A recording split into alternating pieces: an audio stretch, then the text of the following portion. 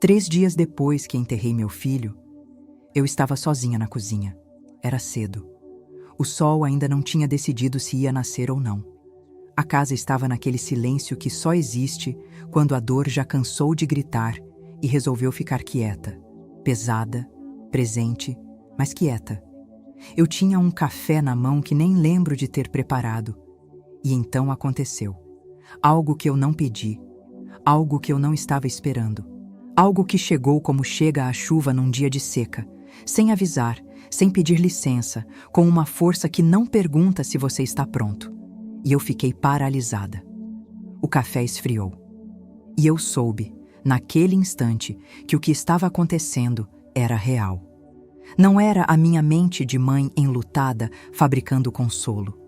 Não era saudade se disfarçando de esperança. Era outra coisa. Era algo que vinha de fora de mim, que entrava de fora para dentro, que tinha um peso, uma textura, uma presença que eu não conseguia ignorar mesmo que quisesse. Eu registrei tudo, em silêncio, sem contar para ninguém naquele momento. Sem postar, sem ligar, sem procurar testemunha. Porque havia algo naquilo tão sagrado, tão frágil, tão absolutamente íntimo, que eu precisava segurar dentro das mãos primeiro. Como quem encontra uma chama no meio do escuro e antes de mostrar para alguém, precisa ter certeza de que o vento não vai apagar. Mas chegou a hora de abrir as mãos e mostrar essa chama para você. Meu nome é Antônia Salsano. Sou italiana, tenho uma vida comum, ou pelo menos era o que eu achava que tinha, antes de entender que Deus havia colocado dentro da minha casa algo que eu levei anos para conseguir reconhecer pelo nome certo. Sou a mãe de Carlo Acutis. Se você chegou até aqui e ainda não sabe quem é Carlo, eu não vou te dar uma biografia. Não é isso que estou aqui para fazer. O que eu quero te dar é algo diferente. Quero te dar o Carlo que eu conheci. O Carlo que acordava cedo e ia à missa antes de ir para a escola. O Carlo que jogava videogame e torcia pelo Arsenal e ao mesmo tempo passava horas em adoração diante do Santíssimo Sacramento. O Carlo que tinha amigos em todo lugar, na escola, na rua, entre os sem-teto que ele visitava perto de casa, e que tratava cada um deles como se fosse a pessoa mais importante do mundo. Esse Carlo, o meu. O que eu carreguei no ventre por 9 meses. O que eu vi dar os primeiros passos. O que eu vi partir com 15 anos e 2 meses de uma leucemia fulminante que não nos deu tempo de respirar antes de tomar tudo. Eu sou essa mãe. E se tem uma coisa que eu aprendi nos anos desde que Carlo foi... E olha, não foram anos fáceis, não foram anos de paz constante, foram anos de muita luta interior, de muita noite acordada, de muita pergunta feita no escuro sem resposta imediata. É que Deus não desperdiça nada. Nenhuma dor, nenhuma saudade, nenhum silêncio. Ele usa tudo, inclusive o luto de uma mãe. Inclusive este momento agora, você aqui, eu aqui, essa história que parece ser sobre Carlo, mas que no fundo você vai perceber que é sobre você também. Porque Carlo nunca me deixou acreditar que os testemunhos são para quem já acredita. Ele sempre dizia que a fé mais bonita é aquela que estava perdida e foi encontrada. Que o coração mais receptivo é o que já foi quebrado ao menos uma vez e aprendeu que não consegue se reconstruir sozinho. Então, se você está aqui com dúvidas, tudo bem. Se você está aqui com raiva de Deus, tudo bem. Se você está aqui só por curiosidade, sem saber bem o que está procurando, tudo bem também. Carlo te recebe assim. Jesus te recebe assim. E eu também. Antes de continuar, se você nunca esteve por aqui, se essa é a primeira vez que você ouve minha voz, te peço uma coisa pequena. Se inscreve no canal. Porque esse testemunho de hoje é um dos muitos que eu tenho guardados no coração. E eu pretendo entregar cada um deles aqui, com a mesma honestidade, a mesma fé e a mesma saudade que carrego todos os dias desde outubro de 2006. Agora deixa eu te contar quem era, de verdade, o menino que me enviou um sinal 3 dias depois do funeral. Carlo nasceu em Londres, no dia 3 de maio de 1991. Eu e meu marido, Andrea, estávamos morando na Inglaterra naquela época por causa do trabalho. E eu me lembro do dia em que ele nasceu com uma clareza que o tempo não conseguiu apagar. Me lembro da luz do quarto do hospital, me lembro do cheiro, me lembro do peso dele nos meus braços pela primeira vez. E me lembro de ter pensado, naquele momento, uma coisa muito simples. Este menino é diferente. Não diferente no sentido que toda mãe pensa que o filho é especial, embora isso também seja verdade, e eu não tenha vergonha nenhuma de admitir. Era diferente num sentido que eu não sabia nomear ainda. Uma qualidade de presença, como se ele já soubesse, desde o primeiro segundo fora do ventre, exatamente onde estava e por que havia chegado. Mas eu era jovem e ingênua, e muito ocupada com as coisas práticas da maternidade para ficar filosofando sobre a expressão de um recém-nascido. A vida continuou. Viemos para a Itália quando Carlo ainda era pequeno. Nos instalamos em Milão. A rotina de família tomou forma. Escola, trabalho, casa, fim de semana, férias. A vida normal que a maioria das famílias vive sem se perguntar muito se há algo além dela. E eu preciso ser honesta com você agora. Preciso te dizer uma coisa sobre quem eu era antes de Carlo me transformar. Eu fui batizada. Fui crismada. Aprendi as orações na infância, como a maioria das crianças italianas da minha geração. Ia à missa nas festas grandes, Natal, Páscoa, casamentos, batizados. Rezava o Pai Nosso antes de dormir nos dias em que lembrava. Mas a fé, para mim, era como um quadro antigo pendurado na parede da sala. Você passa por ele todo dia. Você sabe que está lá. Em algum momento da vida, alguém te disse que aquilo era bonito e importante e que você deveria preservar. Então você preserva. Mas raramente para. Raramente olha de verdade. Raramente se pergunta o que há por trás daquela tela, o que o pintor queria dizer, o que aquela imagem tem a ver com a sua vida hoje. Eu era essa mulher. Uma mulher de fé decorativa. E então veio Carlo. Ele tinha uns 4 anos quando eu percebi pela primeira vez que havia algo diferente na forma como ele se relacionava com Deus. Não era a rezinha apressada de criança antes de dormir. Não era o Pai Nosso murmurado, com os olhos já fechando de sono porque a mãe mandou rezar. Era uma conversa. Uma conversa real, em voz baixa, tranquila, como se houvesse alguém sentado ali do lado, ouvindo e respondendo em silêncio.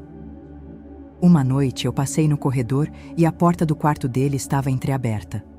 Havia uma luz fraca acesa, e eu vi Carlo ajoelhado na beirada da cama, de costas para mim, a cabeça levemente inclinada. Eu parei, fiquei escutando, e ouvi ele dizer, com aquela voz pequena de criança que ainda misturava as sílabas às vezes: Jesus, obrigado pela mamãe. Você pode cuidar dela hoje à noite? Eu fiquei parada naquele corredor por não sei quanto tempo. Não entrei, não interrompi. Tinha a sensação de que interromper aquilo seria como entrar de sapato num lugar sagrado, como abrir uma janela no meio de uma música linda e deixar o barulho da rua entrar. Voltei para o meu quarto e fiquei deitada no escuro pensando num negócio que parecia simples, mas que não era. Meu filho de 4 anos estava rezando por mim, pedindo a Jesus que cuidasse de mim durante a noite. Com uma naturalidade, com uma intimidade, com uma confiança que eu, adulta, crismada, com anos de catecismo na infância, nunca havia tido na minha própria oração. Aquilo ficou em mim como uma semente. Ainda levaria tempo para germinar, mas estava plantada.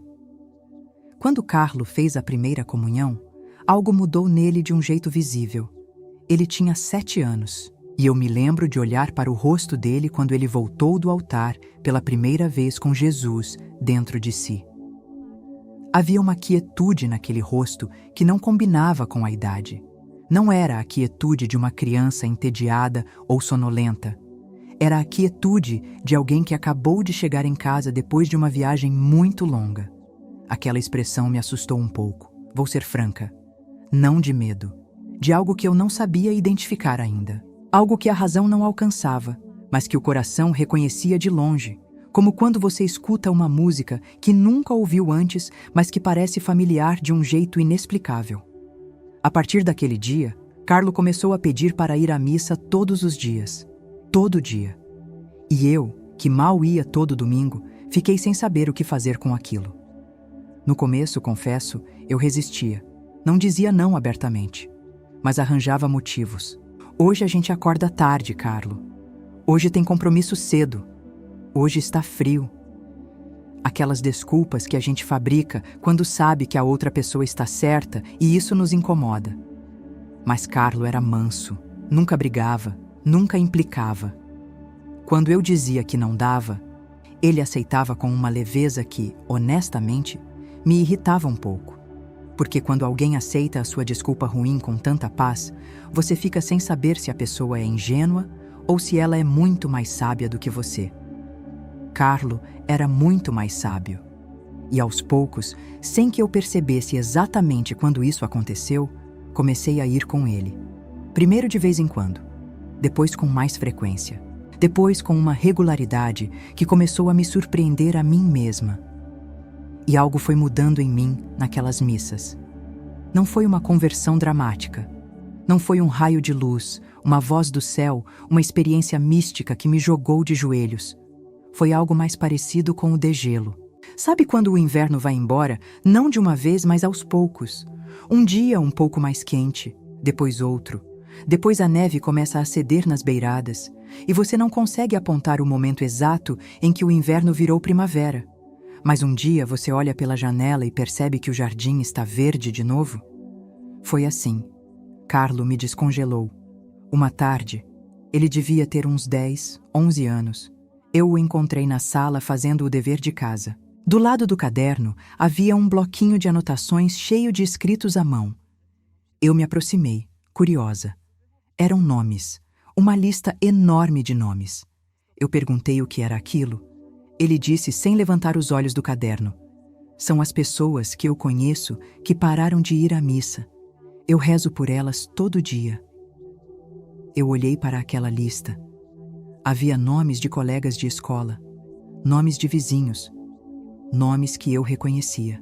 E alguns que eu não reconhecia, que provavelmente eram pessoas que ele havia encontrado na rua, no parque, em alguma conversa rápida da qual ele havia saído com o nome de alguém que estava longe de Deus guardado no coração.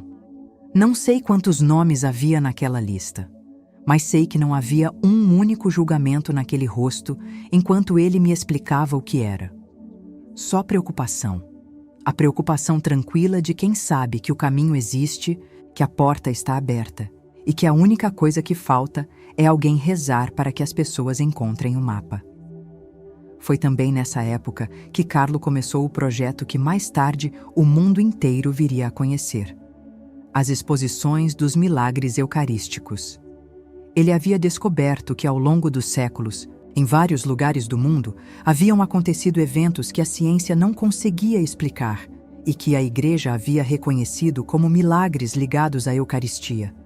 Hóstias que sangraram, que resistiram à decomposição, que curaram pessoas, que geraram fenômenos que desafiavam toda a lógica natural. E Carlo pensou: se as pessoas soubessem disso, como poderiam continuar duvidando? Então começou a pesquisar, a catalogar, a montar painéis explicativos, a criar uma exposição que pudesse viajar, ser mostrada em paróquias, em escolas, em eventos religiosos, um trabalho enorme para um menino da idade que ele tinha, um trabalho que exigia disciplina, rigor, dedicação. E ele fez tudo isso no tempo livre entre o videogame, o futebol, os amigos e as missas diárias. Porque Carlo não era um menino que havia abandonado a vida para ser santo. Era um menino que havia entendido que a santidade não exige abandonar a vida, exige vivê-la inteira, com Deus dentro. Certa tarde, sentadas à mesa do jantar, eu perguntei para ele algo que havia ficado guardado há tempo. Carlo, não é cansativo? Ir à missa todo dia, rezar, fazer esse projeto enorme e ainda assim ser normal, ter amigos, fazer tudo que os outros meninos fazem? Ele mastigou devagar, pensou um pouco e depois disse: "Mãe, você acha cansativo respirar?" Eu ri. Disse que não. E ele disse: "Para mim é a mesma coisa. Jesus não é um peso que eu carrego, é o ar que eu respiro. Sem ele é que eu ficaria cansado." Fiz silêncio. e me lembrei daquele quadro antigo pendurado na parede da sala, e pensei, pela primeira vez com clareza, que talvez eu houvesse passado a vida inteira andando pelo corredor sem parar, sem olhar, sem perguntar o que havia por trás daquela tela. E que meu filho de 11 anos, com uma frase sobre respiração, havia me mostrado que o quadro não era decoração. Era uma janela. O verão de 2006 chegou como sempre chegam os verões na Itália. Quente, luminoso, com aquele cheiro de terra seca e jasmim aberto que faz você acreditar, pelo menos por alguns meses, que o mundo é um lugar bom e que as coisas difíceis pertencem a outro tempo, a outro lugar, a outra pessoa. Carlo tinha 15 anos, estava bem, estava cheio de energia. Havia passado o verão viajando com a exposição dos milagres eucarísticos, indo de paróquia em paróquia, conversando com jovens, respondendo perguntas, sorrindo para a fotografia com aquele sorriso que não tinha nada de fabricado. Era o sorriso de alguém que está exatamente onde quer estar, fazendo exatamente o que veio ao mundo para fazer. Eu olhava para ele e pensava, este menino vai mudar muita coisa. Não sabia ainda o quanto essa frase era verdadeira. Não sabia ainda o preço que viria junto. Em setembro, Carlo voltou para a minha escola. Eu me lembro de uma manhã específica. Ele estava na cozinha tomando café antes de sair, com a mochila já nas costas, e eu percebi que ele estava mais pálido do que o normal. Falei. Ele disse que estava bem, que era o cansaço do final do verão, que logo passaria. Eu aceitei. Porque é isso que a gente faz quando ama alguém e quer que esteja tudo bem. A gente aceita a explicação mais simples. A gente escolhe não ver o que o coração já começou a suspeitar, porque ver significa ter que agir. E agir significa confirmar que talvez as coisas não estejam tão bem quanto pareciam. Mas o cansaço não passou. 1 semana, 2 semanas. Carlo foi ficando mais quieto. Não no jeito espiritual que eu conhecia. Aquela quietude cheia, densa, luminosa. Era uma quietude diferente. Era a quietude de quem está gastando energia para manter a aparência de normalidade. E então vieram as dores. Eu o levei ao médico numa manhã de outubro. Lembro de tudo daquele dia com uma precisão que me assusta às vezes. O céu estava cinza. Havia um vento frio que entrava pelas frestas do casaco. Carlo foi quieto no carro. Não preocupado, apenas quieto, olhando pela janela como quem está guardando imagens. No consultório, o médico fez os primeiros exames. Pediu exames de sangue. Disse que nos chamaria. Chamou no mesmo dia. Pediu que fôssemos ao hospital. Aquilo já era um sinal. Médico que pede que você vá ao hospital no mesmo dia não tem boa notícia para dar. Mas eu fui fingindo para mim mesma que podia ser qualquer coisa. Uma infecção. Uma deficiência de vitamina. Algo simples, tratável, passageiro. No hospital, nos levaram para uma sala separada, e o médico entrou. Eu me lembro da expressão no rosto dele. Há expressões que a gente não escolhe memorizar, mas que ficam.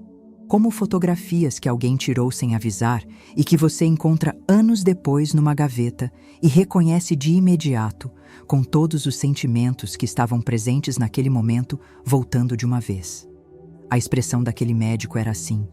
Ele se sentou à nossa frente, respirou fundo e disse as palavras: leucemia fulminante. Eu ouvi, mas meu cérebro demorou. É uma coisa estranha isso. Você está ali, presente, acordada, olhando para a pessoa que está falando. Você ouve os sons. Você reconhece as palavras individualmente. Mas o sentido demora a chegar. Como quando você leva uma pancada forte e o corpo demora alguns segundos para registrar a dor. Leucemia. Fulminante. Fiquei olhando para o médico sem conseguir formular a próxima pergunta. E a primeira coisa que saiu da minha boca não foi quais são as opções de tratamento. Não foi o que fazemos agora. Não foi nenhuma das perguntas práticas que uma pessoa organizada faria naquele momento. A primeira coisa que eu perguntei foi: ele sabe?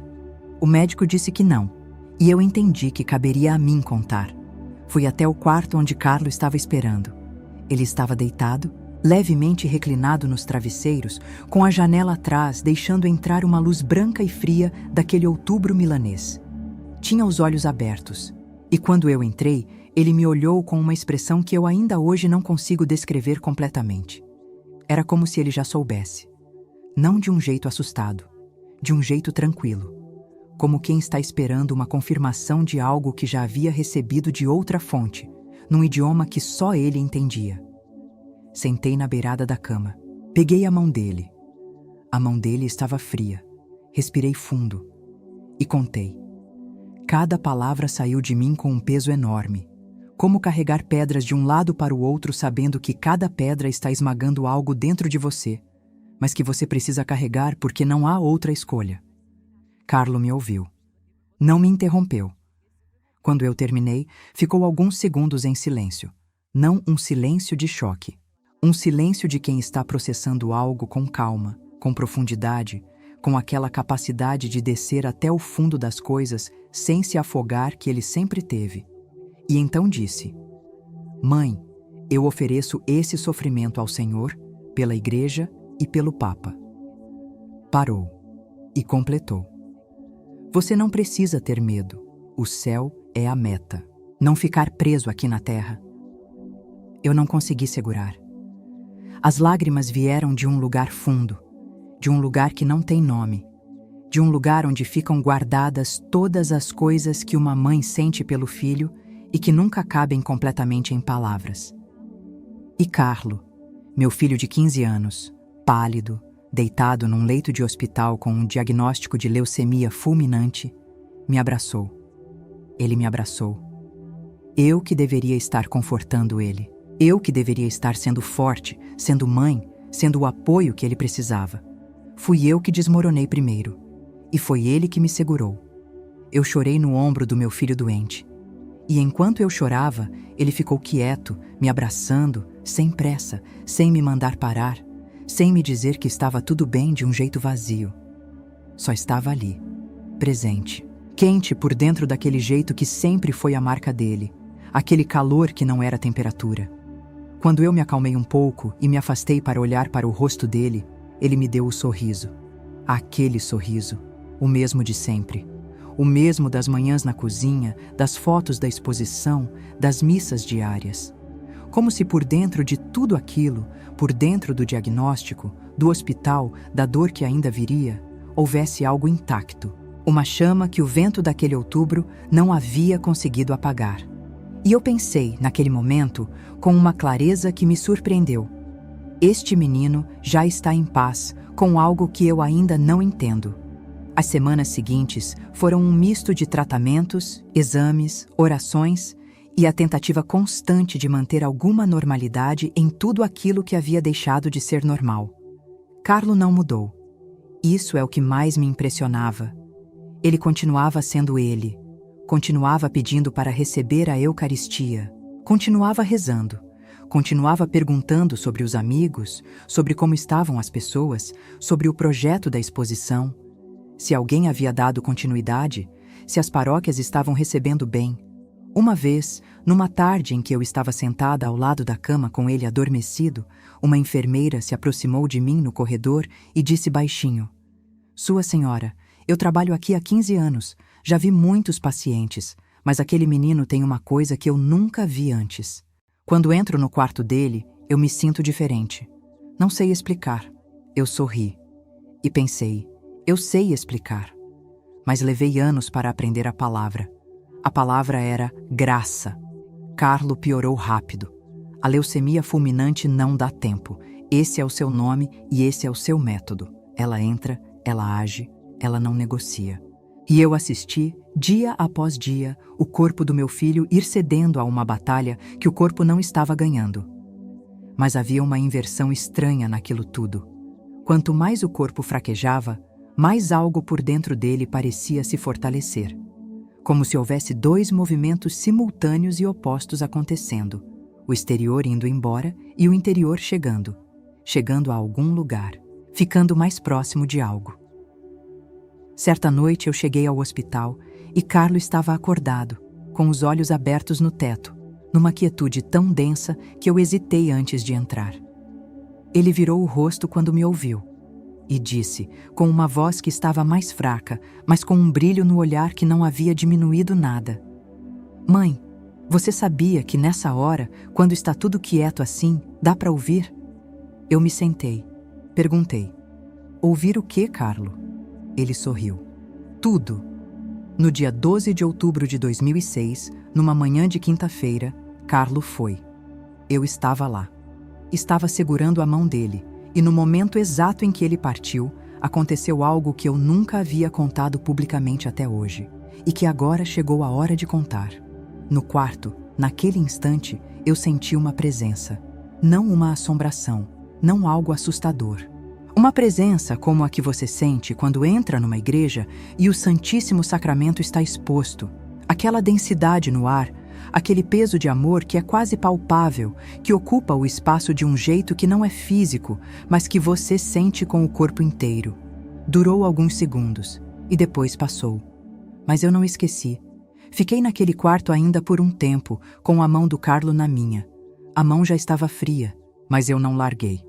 Porque largar significava que era real, e eu ainda precisava de mais alguns minutos para aceitar que era. O funeral foi 2 dias depois. Eu sobrevivi a ele da forma que uma mãe sobrevive ao funeral do filho, não pela própria força, porque a própria força já havia acabado muito antes. Sobrevivi pela graça. Por aquela sustentação que vem de um lugar que não é o nosso, que não pedimos, que não merecemos necessariamente, mas que chega porque Deus sabe que há momentos em que o ser humano não aguenta sozinho e que deixar uma mãe afundar no dia em que enterra o filho não é o estilo dele.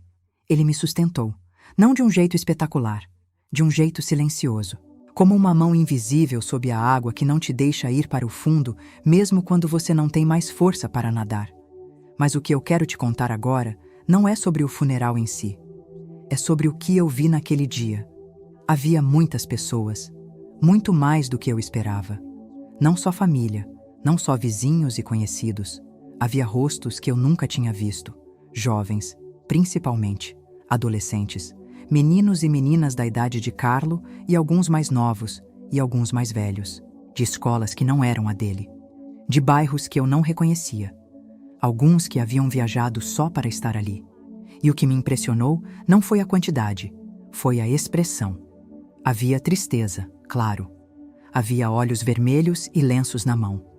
Mas havia algo mais naqueles rostos que eu demorei um tempo para conseguir nomear. Quando finalmente encontrei a palavra, aquilo me parou por dentro. Era gratidão. Não a gratidão educada de quem comparece a um velório por obrigação social. Era uma gratidão real, visceral, daquele tipo que aparece no rosto das pessoas quando elas foram tocadas por algo que mudou alguma coisa nelas de dentro para fora e que elas sabem, com certeza, que não voltarão a ser exatamente as mesmas. Carlo havia tocado todas aquelas pessoas, não com discursos, não com pregações, com a vida dele, com aquele jeito de existir que era tão inteiro, tão sem divisão entre o que ele acreditava e o que ele vivia, que as pessoas ao redor sentiam aquilo sem precisar de explicação. E eu fiquei olhando para aqueles rostos e pensando: ele prometeu que continuaria trabalhando do outro lado. Será que já começou? Voltei para casa depois do funeral. A casa estava quieta de um jeito que eu nunca havia sentido antes. Não o silêncio comum, não o silêncio da noite, ou do domingo de manhã, ou das férias quando tudo está parado. Era um silêncio com peso, com textura. O silêncio específico que fica onde havia vida e agora não há mais, como um cômodo depois que o móvel mais importante foi retirado, e você fica olhando para o espaço vazio onde ele estava e sentindo a forma dele no ar. Eu andei pela casa, passei pela porta do quarto de Carlo. Não entrei. Fiquei parada na soleira por alguns minutos, com a mão no batente, sem conseguir dar o passo. Fui até a cozinha. Sentei à mesa e fiquei esperando. Não sei bem o que. Não era uma espera consciente. Era algo que o corpo faz quando a mente já não sabe mais o que fazer. Quando os rituais normais da vida parecem absurdos e você simplesmente fica parada, respirando, existindo no presente porque o passado dói demais e o futuro é incompreensível. Dormi mal naquela noite. E na seguinte. e na seguinte depois dessa. E então chegou o terceiro dia. Era manhã, muito cedo. O sol ainda não tinha decidido se ia nascer. Aquele azul quase branco na linha do horizonte que existe só na primeira meia hora do dia, antes de o mundo acordar completamente e encher tudo de barulho e pressa. Eu estava na cozinha de novo, com um café na mão que nem lembro de ter preparado, olhando pela janela. E foi então que aconteceu. Não ouvi com os ouvidos do corpo. Quero que você entenda isso. Não foi uma voz que viesse de um lugar físico. Não foi um som que outra pessoa na sala pudesse ter ouvido. Foi outro tipo de ouvido que foi acionado. Um órgão interior que a fé vai abrindo em nós com o tempo, que ninguém te ensina que existe, mas que quando começa a funcionar, você reconhece imediatamente porque não tem como confundir com imaginação. Era diferente da imaginação. A imaginação tem a nossa textura, tem o nosso cheiro, tem as nossas palavras, os nossos ritmos, os nossos medos disfarçados de esperança. Aquilo não tinha nada disso. Aquilo vinha de fora. Eu ouvi, claro e direto como uma mensagem de alguém que não tem tempo a perder com rodeios. Mãe, estou bem. Ele está aqui. Só isso. Simples como Carlos sempre foi. Direto como Carlos sempre foi. Sem dramaturgia, sem floreios, sem a linguagem elaborada que a gente às vezes espera quando imagina comunicações do além, como se o céu tivesse um protocolo formal, uma linguagem sagrada e inacessível. Não. Era a voz do meu filho, o jeito dele, a economia de palavras de quem não precisa provar nada porque sabe que você vai entender. E eu entendi. Estou bem. Estou inteiro. Estou vivo. A morte não me destruiu, me transformou. Ele está aqui.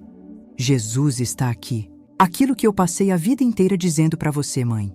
Aquilo que eu ia buscar toda manhã na missa, aquilo que eu amei mais do que qualquer coisa neste mundo, é real. Mais real do que eu mesma ainda podia imaginar. O café esfriou na minha mão e eu chorei. Não o choro da perda. Não aquele choro seco e pesado dos dias anteriores. O choro que não alivia, que não limpa, que só dói. Era um choro diferente. Um choro de reconhecimento. O choro de quem finalmente entendeu alguma coisa que estava tentando entender há muito tempo e que a compreensão chegou toda de uma vez, rápida demais para o coração absorver devagar. Eu deixei aquele choro vir todo e quando passou, me senti diferente. Não curada, não sem dor, mas diferente, como se uma comporta interna tivesse sido aberta e algo que estava represado há dias, há semanas, talvez há anos, tivesse encontrado finalmente por onde sair. Depois daquele choro, fui ao meu quarto. Abri a Bíblia, não com intenção de procurar nada específico. Foi quase um gesto automático, como quando você está com sede e os pés vão até a torneira antes da cabeça decidir ir.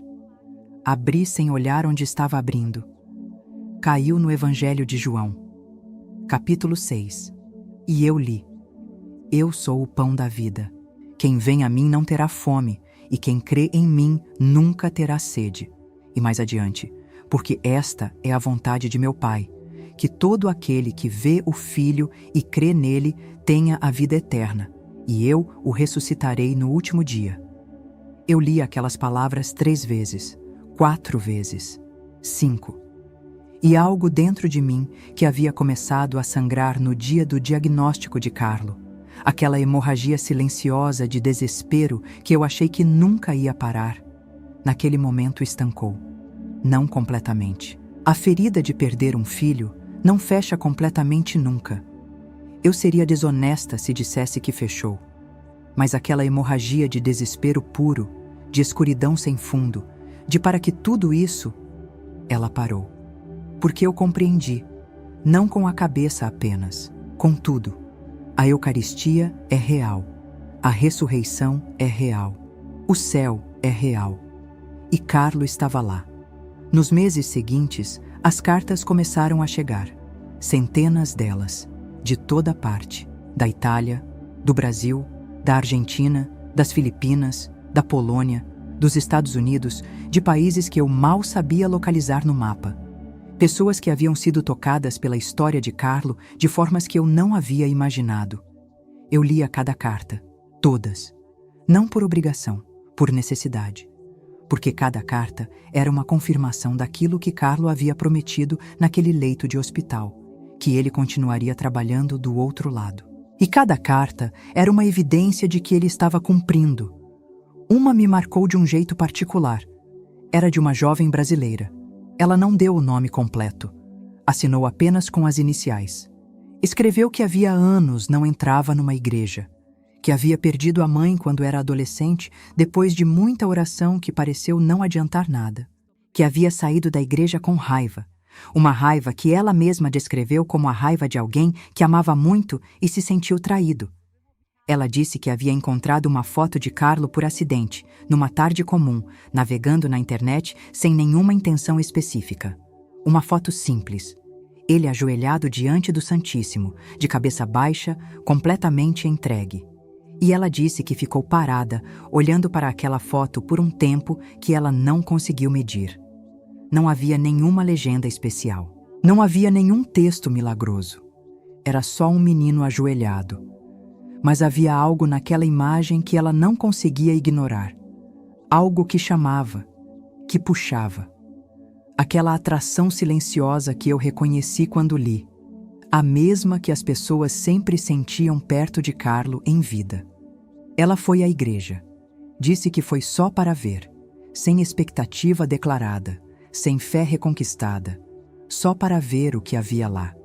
E quando o padre elevou a hóstia consagrada no momento da consagração, ela chorou. Disse que não sabia bem o que estava chorando. Se era pedido de perdão, se era reencontro, se era simplesmente a abertura de uma porta que havia sido fechada com muita força muitos anos atrás e que agora, finalmente, estava cedendo. Mas a última frase da carta dela eu nunca esqueci. Ela escreveu: "Eu não sei se a fé voltou completamente, mas o ódio foi embora. E onde havia ódio, há espaço para Deus entrar." Eu dobrei aquela carta com cuidado e fiquei pensando em Carlo, naquele bloquinho de anotações que eu havia encontrado na sala anos antes, cheio de nomes de pessoas que haviam parado de ir à missa. Naquela lista que ele completava em silêncio, sem julgamento, só com preocupação tranquila. Aquela jovem brasileira provavelmente não estava naquela lista. Mas eu tenho certeza de que Carlo estava rezando por ela também, porque Carlo não rezava só pelos que ele conhecia. Rezava pelos que ele ainda iria alcançar. E ele sabia, com aquela sabedoria que nunca combinou com a idade que tinha, que o alcance de uma vida entregue a Deus não termina quando o coração para. Ele apenas muda de endereço. Preciso te falar sobre algo que aconteceu quase um ano depois da morte de Carlo. Eu estava numa missa comum. Uma paróquia simples, numa manhã de terça-feira. Quase vazia. Uns poucos fiéis espalhados pelos bancos, a maioria de idade avançada, aquelas pessoas que sustentam a igreja nas manhãs de semana, enquanto o mundo está ocupado com outras coisas. Não havia nada de especial naquela missa. E então chegou o momento da consagração. O padre pegou a hóstia. Pronunciou as palavras que Jesus disse na última ceia.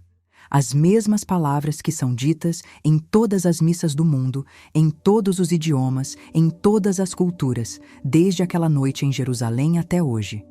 E naquele momento, eu senti de novo. A mesma presença do quarto do hospital.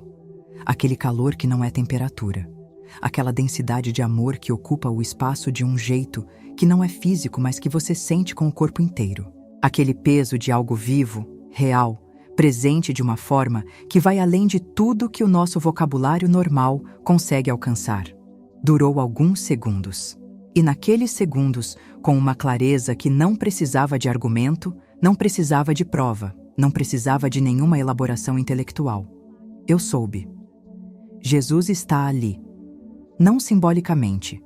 Não em espírito no sentido vago e confortável que às vezes damos a essa expressão quando não queremos nos comprometer com a radicalidade do que estamos dizendo. Ele está ali. Corpo, sangue, alma, divindade. O mesmo que nasceu em Belém, andou sobre as águas, curou os leprosos, disse: Eu sou a ressurreição e a vida. Foi crucificado, ressuscitou, ascendeu ao Pai. Esse mesmo Jesus, ali, naquele altar de uma paróquia simples, numa terça-feira de manhã com uns poucos fiéis espalhados pelos bancos, esperando. E eu pensei nos anos em que eu havia passado por igrejas sem entrar, nas comunhões recebidas mecanicamente, sem atenção, sem perceber o que estava acontecendo, nas missas cumpridas como quem cumpre uma tarefa entediante antes de passar para o que realmente importava no domingo. E senti algo que não era exatamente culpa. Era mais parecido com aquela tristeza específica de quem percebe que passou anos procurando algo importante em lugares distantes e, ao voltar para casa, encontra aquilo que procurava na prateleira mais simples da cozinha. Estava sempre ali. Eu é que não estava vendo. Carlo tentou me mostrar desde que ele tinha 4 anos. Desde a primeira oração que eu ouvi pela fresta da porta. Desde a primeira comunhão com aquela expressão de quem chegou em casa. Desde o café da manhã em que ele me explicou que Jesus não é um peso, mas um ar.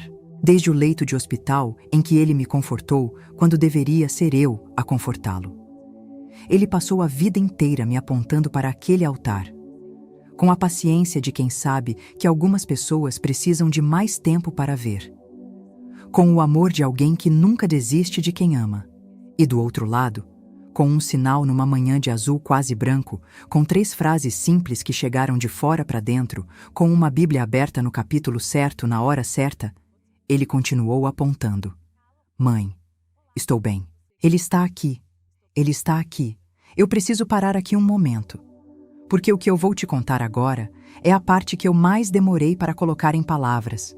Não porque duvide, não porque tenha medo do julgamento de quem ouve, mas porque há coisas que acontecem na vida da gente que são tão grandes, tão densas, tão além do que a linguagem humana foi construída para carregar, que cada vez que você tenta descrevê-las em voz alta, sente que as palavras chegam menores do que a realidade. Mas Carlo me ensinou que guardar a chama dentro das mãos por tempo demais não é prudência, é egoísmo. Faz alguns anos eu estava numa vigília de adoração eucarística em Assis. Era tarde da noite. A igreja tinha pouca luz, só as velas e o resplendor do ostensório onde a hóstia consagrada estava exposta. Havia silêncio, havia poucas pessoas, e eu estava num banco perto da frente, olhando para aquela hóstia, rezando do jeito que aprendi a rezar depois que Carlo foi, com o coração aberto como uma janela, sem protocolo, sem palavras decoradas. E então chegou algo. Não foi uma visão. Não houve nenhum fenômeno visual.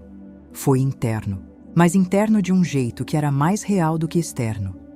Uma pergunta pousou dentro de mim. Não minha, vinda de fora. Por que vocês têm tanto medo de vir? Fiquei paralisada. Não havia julgamento naquelas palavras. Havia algo que só consigo chamar de espanto amoroso. Como quando alguém que te ama muito, que preparou algo precioso para você, que esperou com toda a paciência do mundo, olha para você e pergunta com genuína incompreensão: por que você não vem? E eu fiquei ali com lágrimas descendo pelo rosto, tentando responder. E não consegui. Porque todas as respostas que tentei formular, estamos ocupados, achamos que não precisamos, não acreditamos completamente, acreditamos, mas vivemos como se não acreditássemos.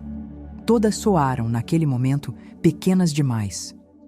O Criador de tudo, presente, vivo, acessível, esperando numa hóstia do tamanho da palma de uma mão, e a maioria das pessoas nem sabe o que está perdendo. Não por maldade, por ninguém ter contado de um jeito que chegasse ao centro. E eu pensei, é para isso que Carlo me mandou aqui. Saí daquela igreja transformada. E nos dias seguintes, fui entendendo que aquela pergunta não era só para mim. Era para eu transmitir. Era o coração do que Carlo passou a vida inteira tentando dizer, e que agora, através da história dele, deveria continuar chegando a ouvidos novos. Ouvidos como os seus. Por isso, eu preciso te perguntar agora, diretamente.